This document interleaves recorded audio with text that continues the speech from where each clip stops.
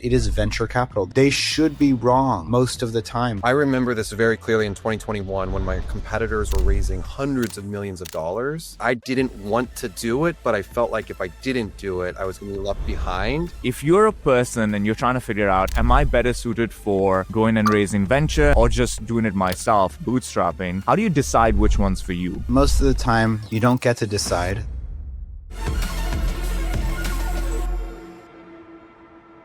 Hey everybody, it's Sam Jacobs. Welcome to Topline. I'm joined by my co-hosts, Asad Zaman, the CEO of Sales Talent Agency, and AJ Bruno, the CEO of QuotaPath. I'm the CEO of a great company called Pavilion. Today, we've got an incredible docket. We're first going to talk about bootstrapping. If somebody gave you $50,000 and needed you to turn it into $1 million in a year and a half, what would you do? We'll dive in. The second topic, NVIDIA's $100 billion investment into OpenAI. Is it all just a big circle jerk, or is there real value embedded in that relationship? And finally, Brett Taylor of Salesforce fame talks about how growing very quickly correlates with a lack of a moat.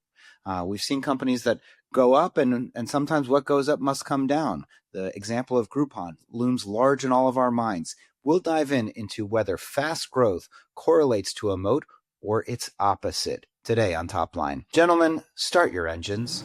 Let's go. Circle jerk. I like that.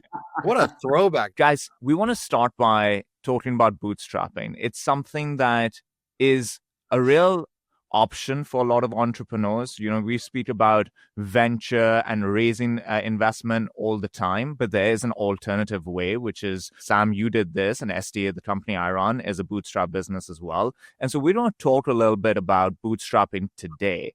And Sam, before we jump into specifically what ideas to pursue and how to pursue them, who is bootstrapping for? If you're a person and you're trying to figure out, am I better suited for going and raising venture and building that type of business like AJ has done, or raising or just doing it myself, bootstrapping, how do you decide which one's for you? That's a great question.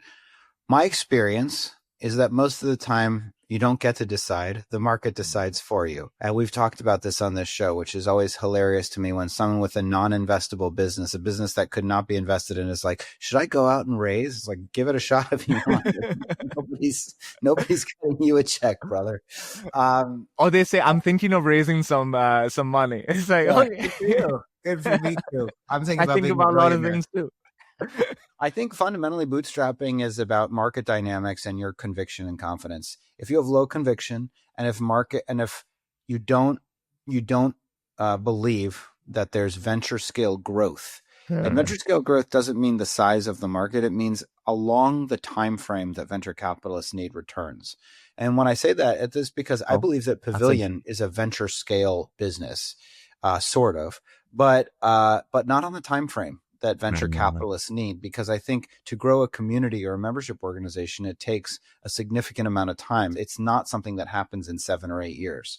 So if you don't believe that your market is venture scale, meaning you can get to $1 billion in revenue within 7 to 10 years, maybe that's one definition, or you don't believe that it's a winner take most market, right? Meaning you have to get market share before others do, because otherwise it's impossible to get, or it's much more expensive to get afterwards. And or you don't really have clear conviction on the growth opportunity for your business. Those are and or Adam Robinson would roll his eyes at all of us and say, or you just want to maintain control and you are comfortable sacrificing some amount of growth for an increased amount of control. Those are all reasons to bootstrap. AJ, what do you think? I think, AJ is the person that's raised the most money of anybody on this call, and he has made, you've raised a lot of money. What's your perspective on how do you feel about that definition? I heard a lot of talk last week at GTM about seed strapping, and Liz actually brought this up, which is these companies that are like, I know I can build a product or build whatever it is, regardless of if it needs venture funding or not. Using the new world of AI, I'm going to actually raise only $400,000 and that's it. And in that way, you have enough money to pay yourself a little bit if you're going full time, and then find a couple engineers And then you're basically saying, okay, marketing, I'm just going to get as far as I possibly can in this new agentic world and do all the things that need to be done. Because I think even in the future, it's like going to surpass agentic, and it's actually going to be like, oh, these are people. I think that that's probably maybe a little short-sighted in the sense that there's a heavy cost, as we've talked about, to tokens and how much it's going to cost on CapEx for those type of businesses. But if you're doing what Sam's talking about, consulting or just not a venture-backed like fundable business, I think you could probably pull some level of friends and family money still to do that and still actually have that opportunity. But you're right, Sam. I'm on the opposite side of the spectrum on something, and so like my perspective is like watching people ride a bike. So I'm more curious for you guys, and you know, Austin, there's probably quite a few recruiting firms in 2020, 2021 that raised a lot of money. Like, how are those organizations and companies doing? Like, I know you probably don't know for sure, but I'm sure you've heard things. I Like, think what's their path there's forward? two types of deals that happened. One was you have something like True Search that has achieved a lot of scale, a lot of size, has a very respectable brand, and the founders are looking for some type of liquidity. And so they did private equity deals. And I think those are doing okay. Those are different. Those are a little different. The challenge is that executive search is a $10 billion industry in the US, and there's no company that owns more than 10% of the market, not even 10%. So everybody, the maximum is 9 or less. And so in a market like that, there are a lot of investors that would want to fund consolidation, but the revenue model doesn't allow it. And that's the lesson that some of these PE firms are learning, where they went into these firms, but can you create a 40% market share business there? It's a little bit tricky. And so those ones are okay, but not achieving exactly what they wanted. The venture ones are doing horribly. This is a non-recurring revenue, relationship, trust, reputation type of business. It's a craft business. It's like a venture firm raising venture. Well, there's a lot of them try to do like a right. Like, it's weird. A lot of them try to productize a piece of it. And they're like, well, tech enabled because we have this proprietary platform. That's like when Asa tries to license these agents that are all like advanced search filters. Yeah. He's like, I'm building a SaaS business. Look at this. I must get a 9x calculating a scorecard. Sitting with my partner. Listen, baby, I have an idea. This is how we get 9 times revenue. We're going to create some Zapier automations and call this our tech. Like, that's just not happening. Let's go. I think the interesting thing about bootstrapping is that there is a world in which you are building something that's more like a craft business. And in those cases, you should pursue bootstrapping more so than I think raising investment, because craft businesses, you can't, I think, grow at the pace that's required to return capital to anyone in an appropriate amount of time. And so you'll either be forced to do the thing that'll kill your business in the long term, or you'll have some really upset people on your board, both of which aren't great outcomes. So I wouldn't pursue it in that instance. I would underscore that from my perspective, that there's often not as much of a choice as people think. Mm-hmm. And that the markets dictate the funding strategy more than we like to believe. It's certainly true that sometimes you have something amazing and you can choose to take capital or not. But most of the time, when you have product market fit, you're being pulled in a specific way, and you'll understand pretty quickly, is this a problem that capital can solve? I'm being asked to grow so quickly because there's so much demand, and I simply do not have the resources to do it. Or the opposite, of course, which is it doesn't feel like this thing has a lot of legs. Yeah. Sam, you're saying the most obvious, non-obvious thing, which is such a great insight in the sense that I remember this very clearly in 2021 when my competitors were raising hundreds of millions of dollars, and I didn't want to do it, but I felt like if I didn't do it, I was going to be left behind. Yeah. And it was the deal, like a bird in hand situation. And then I get asked all the time, would you do that deal? I was like, of course I would do it again.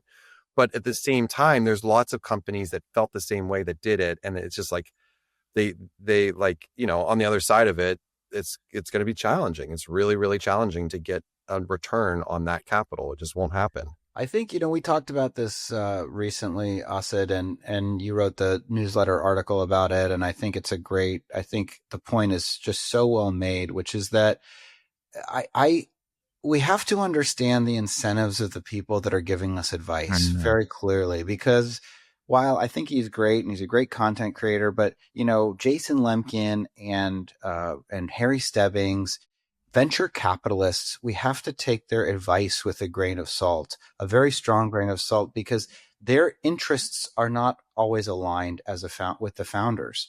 And threading the needle, product market fit is not enough, right? It's product market fit with product market valuation fit, right? Because you can be a great company, and we'll talk about companies that go way, way up and then come way, way down. But if you take a misstep when it comes to valuation, then all of a sudden a great company becomes a terrible company, and it's a company that nobody can get any money out of. Yeah. And everybody is just told grow, grow, grow, and we're in a new normal. And we've talked about how I don't think we believe that, or at least, I know that you and me don't believe it, Asa. I don't think AJ believes it either. I don't think we are in a new normal. I think it's a temporary platform shift, which is creating budget for AI projects that won't last forever. So I don't think it's some new normal. And I also think that it's so easy for entrepreneurs to completely blow it. And I'm hopeful, that I don't know the most recent valuation that Fixer got, for example, but they had a really good business, a profitable business. And the only way they would mess it up is if they did a big round and didn't take any secondary. And if they didn't do that, then and hopefully they did get some secondary, then that's awesome. But it's not enough to have a great company. You have to have a great company relative to the valuation that you've raised money at. That was such an important point, like relative to the valuation, like that just changes everything else can be a constant. And if you have the wrong valuation, you might not be great anymore. I have this spreadsheet. It's called SJ Net Worth, and it's got all my investments in it, and it's got my illiquid investments in it. And, the one I feel best about, my DPI, by the way, and this is so embarrassing. Guess what my DPI is? What is it? Negative? It's zero. But okay, wait, Sam, the investment that you feel best about is Quotapath. I was thinking in my head, I was like, oh, I hope he Quotapath, because I've got structure on that deal. Like I'm now. Let me tell you, Sam owns me right now. Sam is saying he owns me. At the peak of the bubble, Max called me and he said this engineer from Outreach is willing to unload some of his shares at $4 billion valuation. By the way, Outreach is in a quiet period. They're going to go IPO. This is easy money. And I said, okay, I'm in. And I wrote a very, very large check. Oh, wow. And I have... Oh, I didn't know this, Sam. You're a large shareholder in Outreach. No, for me, it's a large shareholder. For you. But so in my spreadsheet, I have I'm like, well, maybe I'll get half my money back, like not understanding exactly what we are talking about right now. And then I'm looking at the spreadsheet and I'm like, you know what I should really do? I should really go figure out how much Outreach has raised. It takes 5 seconds. About $800 million or something like that. So it is an amount of money that is about what they're worth. Yeah. So yeah.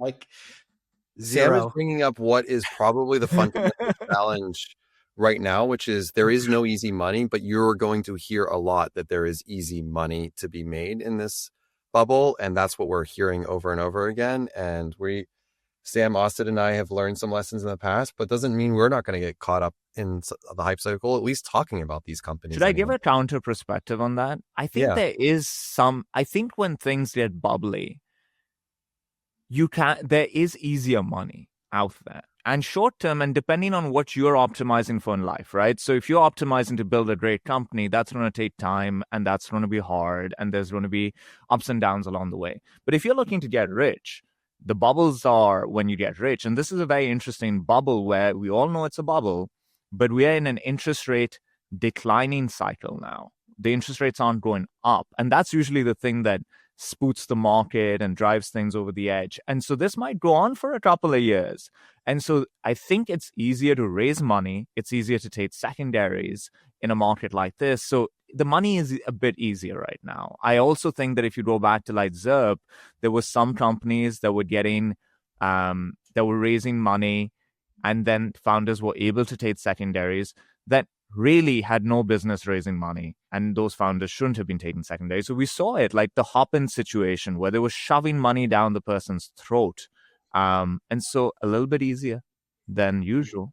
Well, I think that's a great segue into our second topic, which is we're about to talk about, I think, Asad, correct me if I'm wrong, the single largest private investment in the history of capitalism.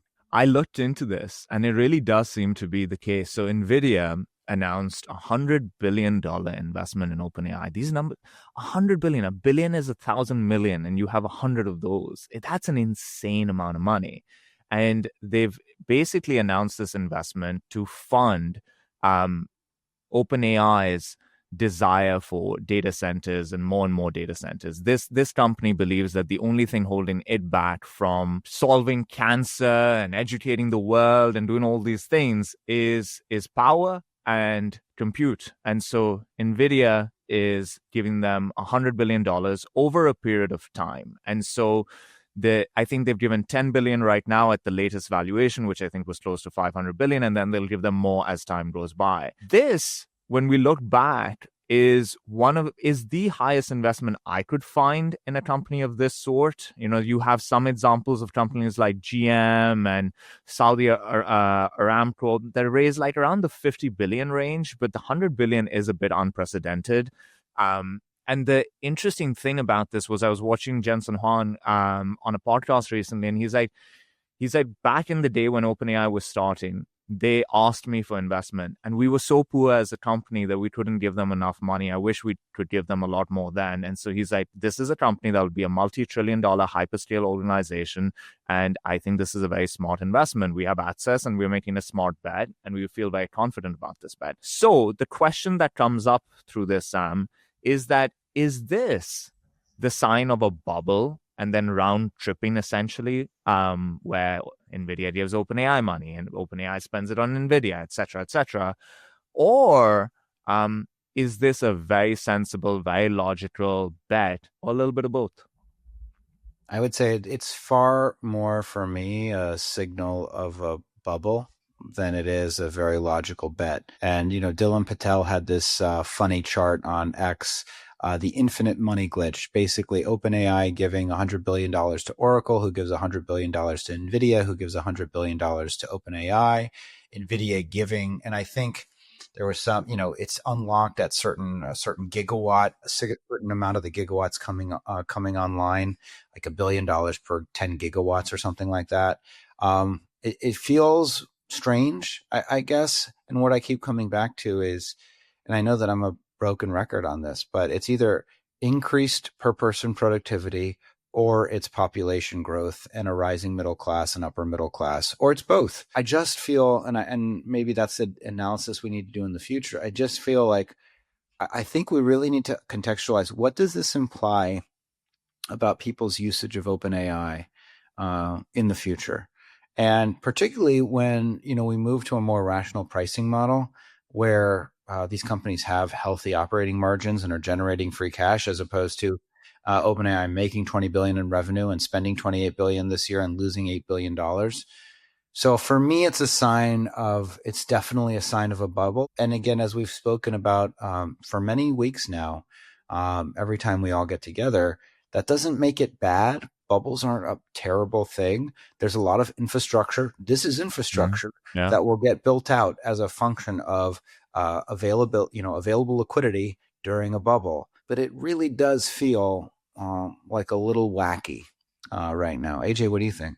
Sam, when you're speaking about some of these things, I'm reminded, specifically the OpenAI pricing model, I'm reminded of 5, maybe 10 years ago of cord cutting, when everyone moved everyone was like, I'm done with TV. I'm going to streaming services and I'm going to YouTube TV.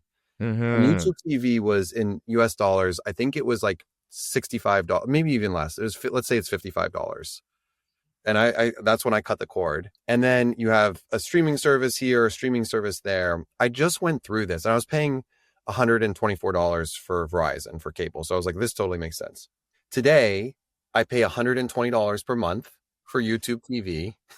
And I'm graciously gifted on top, when I'm trying to watch the Penn State Oregon game, a giant banner that says, "Attention YouTube TV users, you're about to lose all Fox networks because we are not getting paid enough," or whatever. It is really interesting to see how this is going to, the same thing, history is going to replay itself. And so this is just going to happen, and we're going to have this massive influx of costs coming. It's going to come. Someone's going to have to pay for this. And I'm also curious, Asid, in this content that you're watching on Jensen, you were watching a video or listening to a podcast, was the very first question that was asked, okay, you're investing in OpenAI for data services or whatever. NVIDIA can do this. Why is NVIDIA's building data centers too? Why are you not taking the 100 billion? Maybe they are. Why are you not taking the 100 billion and building it yourself? Because that's where your like secret sauce is. It's actually a really good question because it's come up now. It wasn't the first question on the pod, but I think they touched on it, which is, in a way, OpenAI and Google and all of these companies that are NVIDIA's customers. NVIDIA is really interesting. I think more than half of their revenue, a great majority of their revenue, comes from 6 companies. So heavy concentration, right? And heavy concentration risk.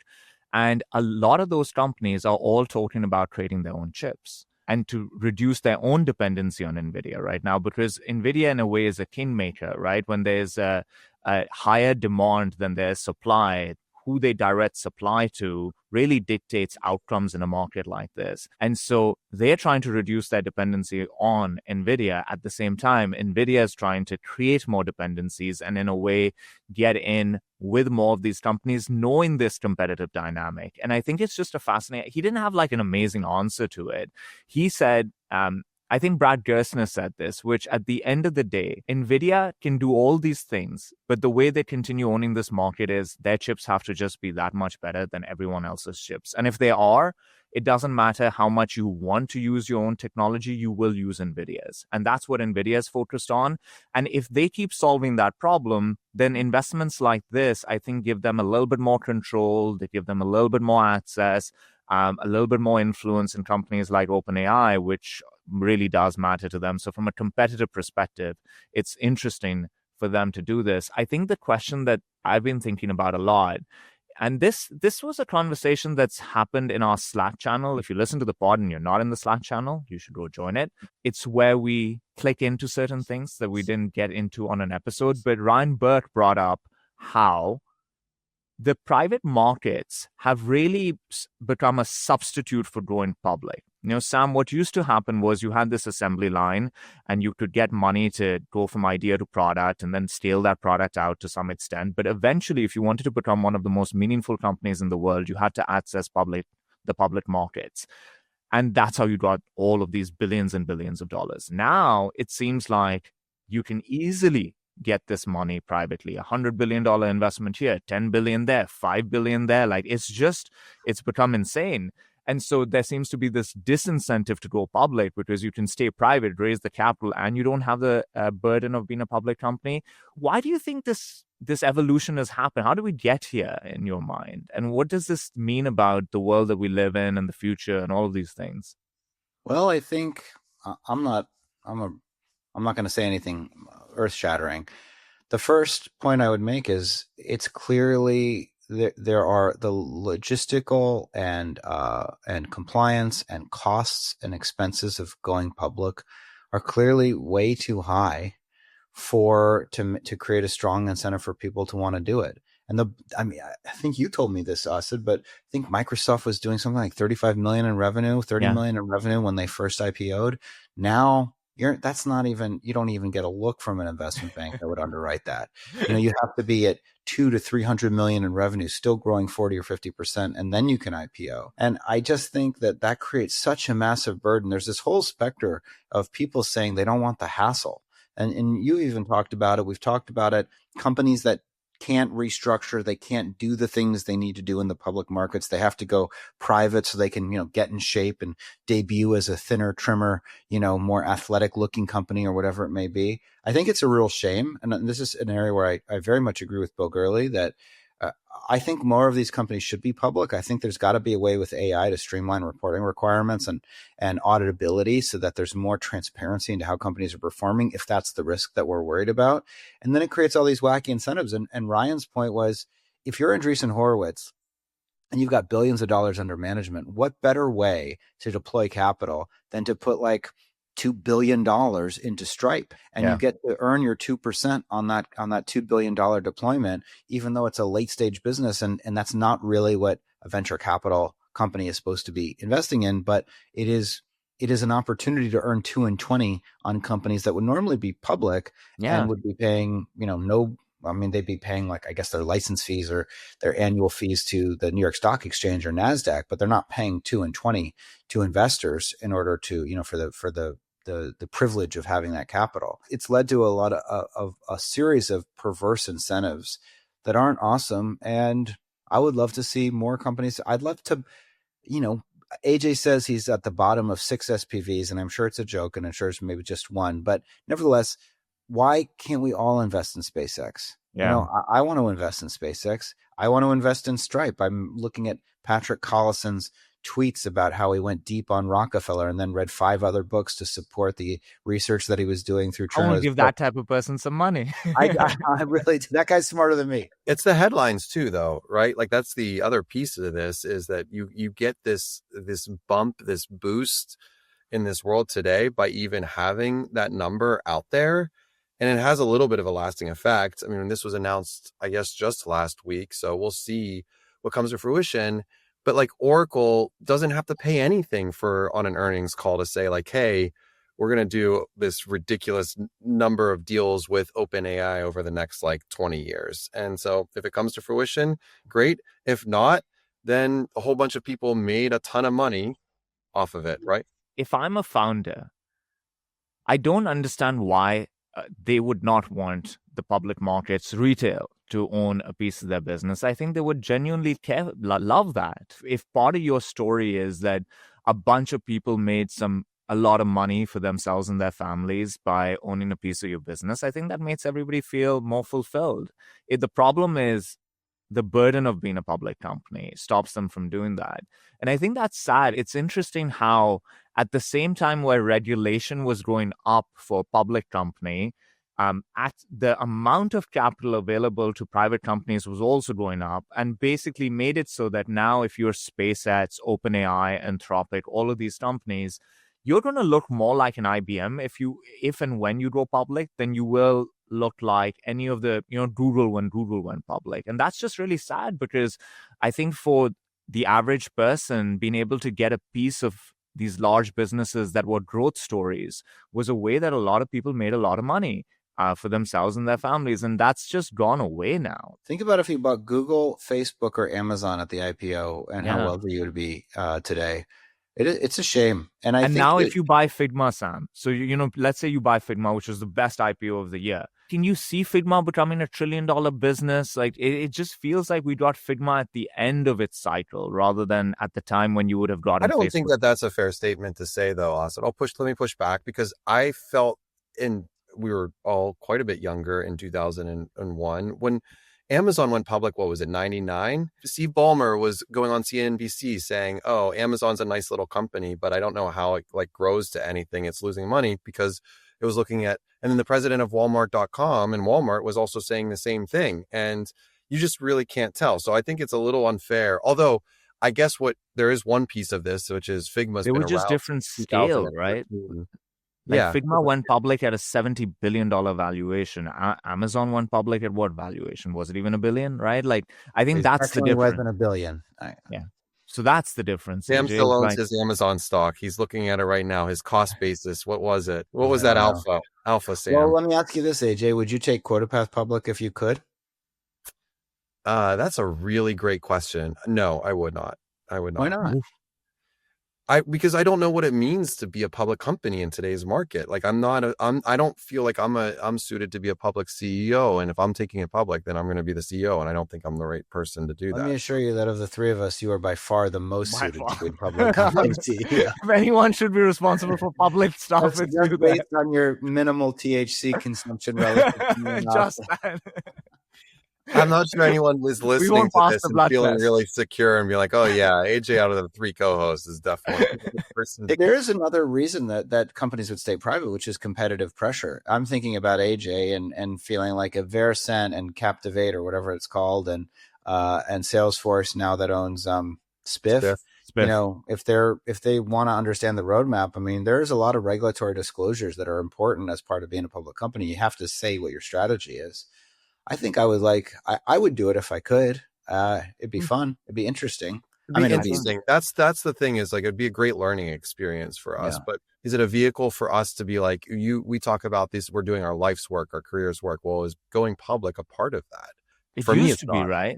But like, remember in our generation, the moment used to be for a lot of people, especially if you were raising venture, the moment was you built a company that went public. That was an outcome, right? You could have two outcomes, M&A or go public. Go public was the one that was more impressive than being acquired, like in the grand scheme of things. I wonder if this new generation will actually care at all about being a founder who took a company public. I think that's like going away. And I think the thing that's probably been the last part of this entire shift seems to be employee liquidity. Because now it's very common for companies to run tender offers for employees to get liquidity. If that becomes more consistent and more readily available to organizations beyond the 2-3 best startups in the world, which it seems to be now, what final reason do you have to go public then? Less regulation, less disclosures, less variability of your stock price and the impact of that. You have access to capital privately, and your employees get taken care of. Why would I go public? The only possible answer is if you can definitively prove that you have access to more capital at better terms by going public than the structure that you need to take, especially when you're doing tender offers and secondary to employees. But but I'm sure that that's not always the case. That's so ego. Microsoft can raise money at a lower interest rate than the US can. That doesn't surprise me. That's crazy. That doesn't surprise me at all. I mean, Microsoft's market cap is bigger than how many countries' GDP, though? Austin. I know, but wouldn't you have thought that the US would be able to get a better interest rate as a country than Microsoft as a tech company? Is that true? I mean, I think it's probably more. It must not have been true like 15 years ago. It's probably. I don't think it was. Function of the explosion of debt that we have as the United States. By the way, when people listen to this, the government's probably going to be shut down. Hopefully not. Why not? We'll see. Fingers crossed. Brett Taylor, legend in the tech space, co-CEO of Salesforce, CTO of Facebook, Google, early Google days, etc., etc. He is the founder of Sierra right now. Sierra is a competitor to Salesforce's Agentforce and Decadron in the AI support space. And so he got this. He is not, we went through some of the fastest growing companies in tech over last week. Sierra was one of the runners up, but they're not number one, number two, number three in terms of the fastest growing companies in the world. So this question got posed to him, which is this triple, double journey seems to be dead. And it's all about growing from 1 to 100 or 1 to 50 or 1 to 100 in a year. And how do you feel about that? And his response was interesting, which is that sometimes if you're growing that quickly, it might correlates with you not having a motor. And then the company that might be growing a little bit slower, not slow, right? Like we're still saying tripling in a year is pretty aggressive, but a little bit slower than, let's say, a Lovable might be actually getting there in a more defensible way. And so, AJ, how do you feel about that? Like, does that feel like the defensiveness of Brett Taylor, who doesn't have one of the fastest growing companies in the history of tech, or is there some sense in what he's saying?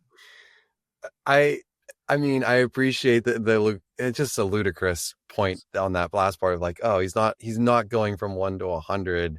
So like, what a loser. Get out of here, Brett Taylor. You loser, man. Brett Taylor has a very storied background. He was acquired through acquisition to Salesforce. So he has the startup founder gene, but the other side of it is most of his comps are through these massive public companies, Facebook, Google, and he joined very late into those journeys. I don't know if he's the right authority figure to really say whether or not that this is what this is turning into. I do know that last week I was talking to, there were a lot of investors at GTM, including Insight and Stage 2.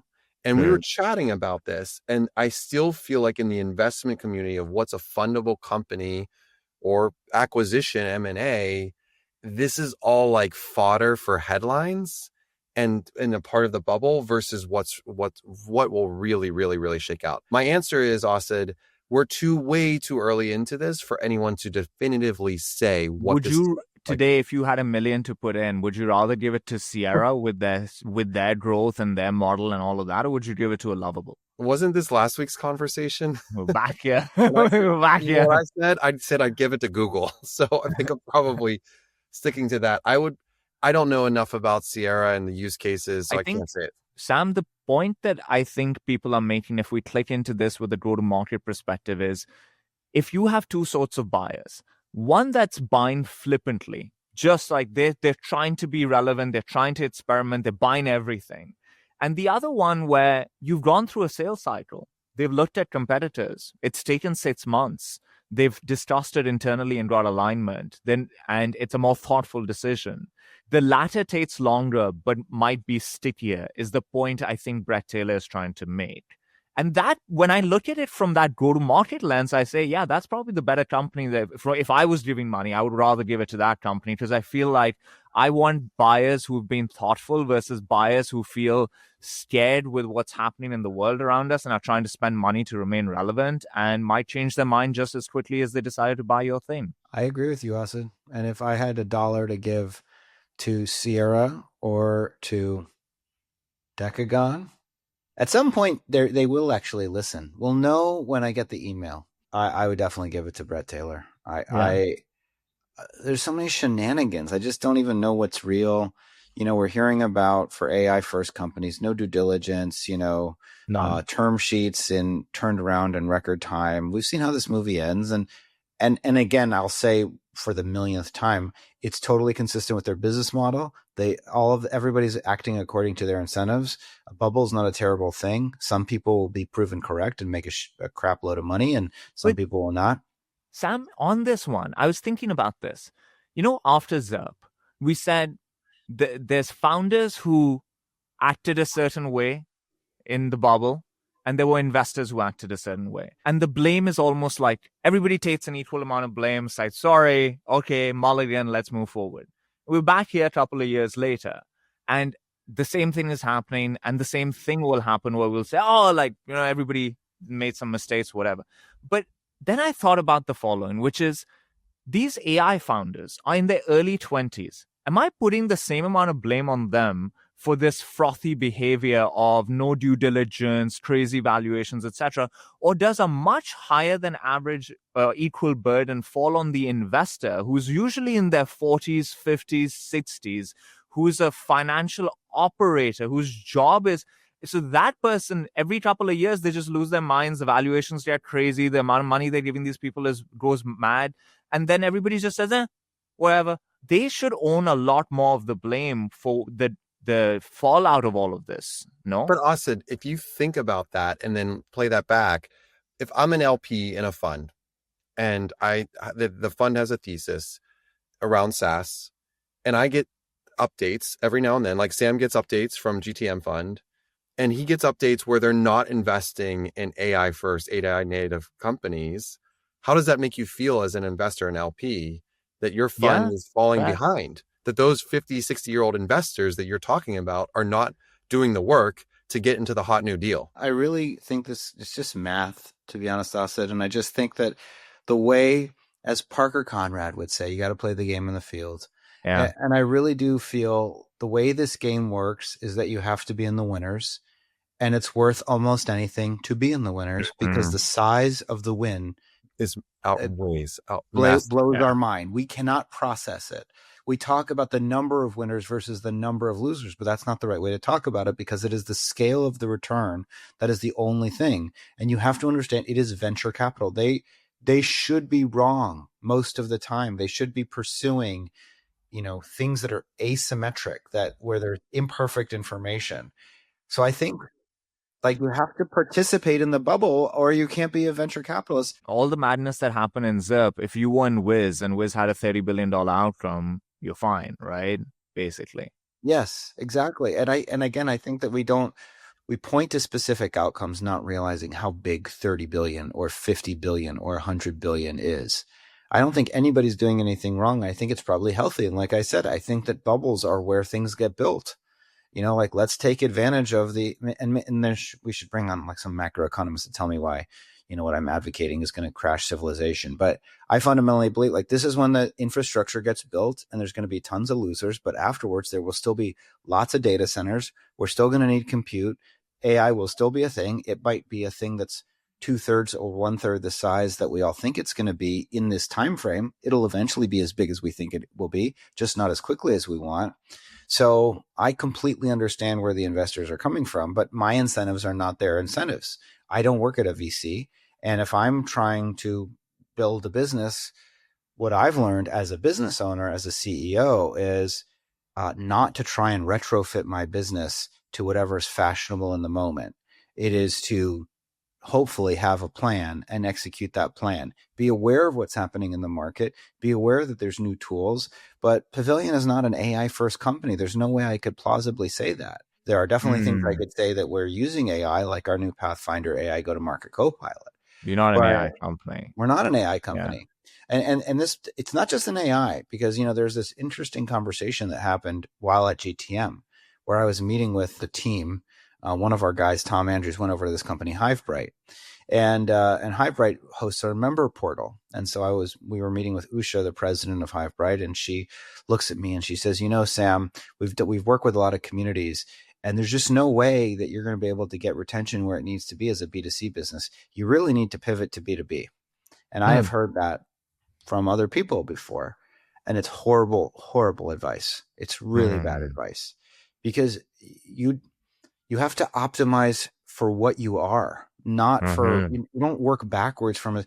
We must be AI native, so we need to do these things. We must be B2B, so we're going to totally abandon the entire reason that anybody joins Pavilion so that we can serve a totally different buyer persona. Like, those are not the right ways to run businesses, in my experience. There are probably business school people that are really good at taking a set of inputs and saying, okay, we need to design a business that from the ground up that meets these requirements. It's AI first, it's B2B, it has this deal size, whatever. But for me, the business I run, I didn't really have, this is all I'm capable of doing.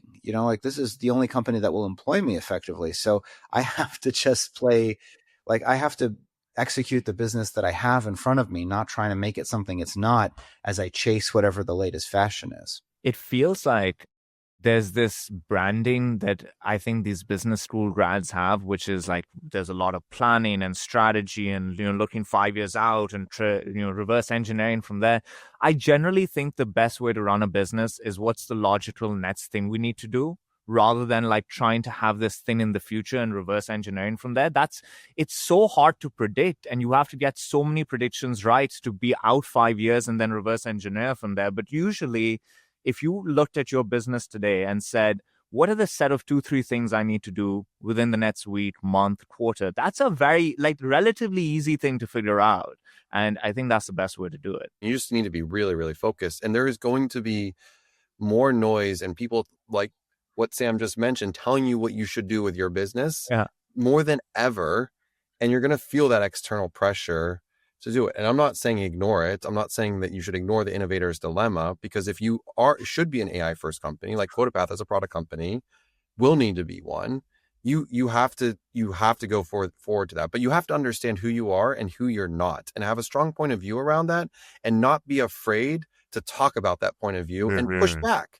I'd be curious, Sam, in that conversation, what was your response to the president of Hivebright? Let me explain that the reason I pushed back so forcefully, and I did push back extremely hard in that moment, was because the first time I got that advice was from my board 4 years ago, and I followed it. And we built out this big Pavilion for Teams effort, and I was saying that Pavilion for Teams is going to be the best thing, and all because it has B2B characteristics and it has a B2B retention profile. And then overnight, all L&D budgets dried up in the 2022 crash, and it turned out the Pavilion for Teams had terrible retention dynamics and much more expensive customer acquisition costs because it needed this whole big sales team. So in that moment, what I said was, no, Usha, you're absolutely wrong. That YPO has 95% gross retention. Best in class is 80 to 85% gross retention. There's other things we can sell people. We can get to, 95, 100%. And also, by the way, this is going to be a big EBITDA business, and we're going to generate, over the next couple of years, we're going to get to a place where we're generating $7 to $10 million of EBITDA a year. And, if we do that, everybody's happy.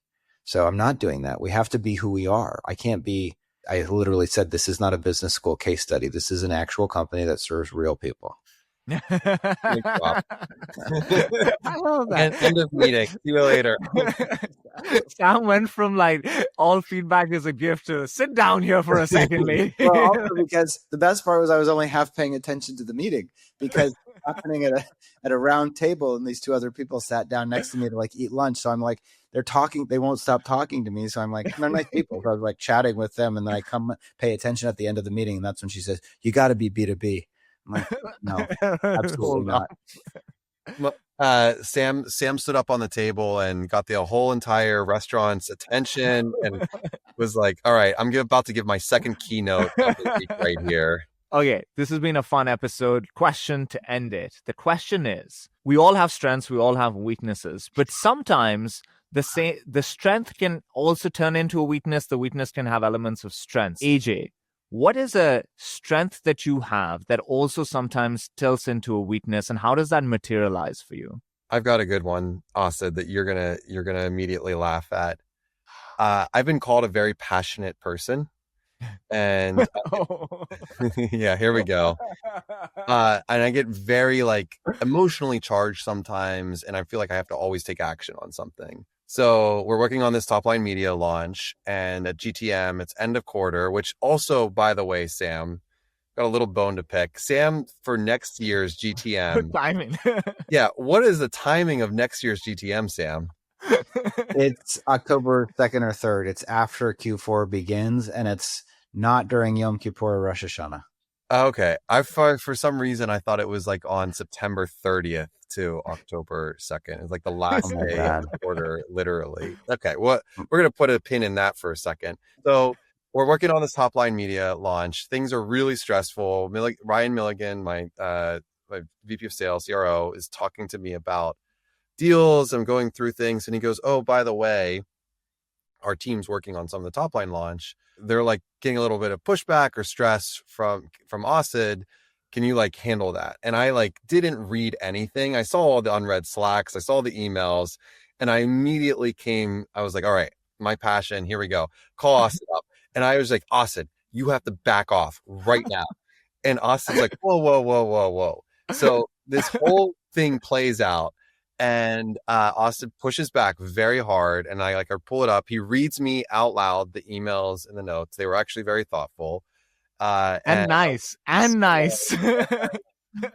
took a step back, and I was like, you know what? Okay. So I hung up, talked to Travis, talked to Brandon, talked to the team, and felt like, okay, I way overreacted. I was way too passionate about this. So that is a very good example where I feel like I've grown a lot as a founder, operator, human being, if not overusing my strength of passion to turn it into a weakness. But this was a case where it turned into a weakness. That was hilarious. That was hilarious. Yes. Sam. That's a similar, I think maybe these are all similar for CEOs and founders. Mine is a variation of that, my authenticity. My somewhat artistic nature and almost romantic nature, I think, is what gives and gave Pavilion a lot of its brand resonance.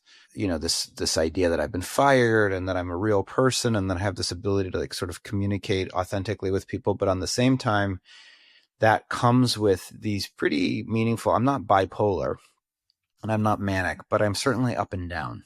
And so part of the beauty of that, because I am, somewhat like this romantic, artistic kind of person, is I can communicate really effectively in these really authentic ways. But on the other hand, when I'm down and when I'm not feeling it and when I'm not feeling enthusiastic or when I've gotten a bad number on the dashboard, it can be like a dark cloud hanging over the entire company. And even it can be communicated through Zoom. My ability to communicate energy manifests really well in a keynote where I'm kicking ass and I'm inspiring people. And it also manifests just as clearly when I'm not feeling very positive and when I'm feeling negative, and everybody can be contaminated by it. And it can be a big bummer. and it makes me feel like I need to be like a more consistent person. But as someone I love very dearly said to me, if you were a more consistent person, you wouldn't have built Pavilion this way. If he'd have been a college man, he wouldn't have been Al Smith. Oof. That's so interesting. Like both of yours are so similar. I have the same tendency. But since you both said this, I'll choose something different. John Mark Shaw, is Sam's coach, my coach, made me realize that I have this thing called a highly sensitive nervous system. He's like, he gave me this documentary to watch. I never watched it. And then months later, he's like, you still haven't watched it, you idiot. And then he sent me a book. And then finally the book came and I read it and I was like, oh, this is me. This is exactly what it is. And basically what it says is, if you have a sensitive nervous system, you are more perceptive. For every minute of time that goes by, you'll pick up more signals. And so if you are in client services, you can pick up subtleties in a way that the average person can't. You'll use that in whatever you're doing. It can be really helpful. And I find that, yes, that has been the case for me. But at the same time, if you're in an airport, you're taking in 10 times what the average person is taking in over there. So when you get home from the airport, you feel like a train just ran over your head. And that is true as well. Firstly, you realize like something that at the end of a trip, I would feel like a loser. But then now I don't feel like a loser because I'm like, oh, I have this strength from the same thing. But then it made me realize how important it is to learn how to breathe, which we all don't really know how to do that well. So it was very helpful. And so shout out to John Mark Shaw for telling me about this. Shout out to JMS. And JMS. What a great show. Well done, gents.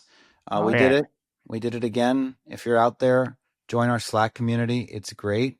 Read the newsletter. It's also great. It comes out on Thursdays, and then we're moving to twice a week, I believe, sometime in October. Yes. And give us 5 stars wherever you rate your podcasts. Thanks for listening to Top Line. Bye, everyone. Lying.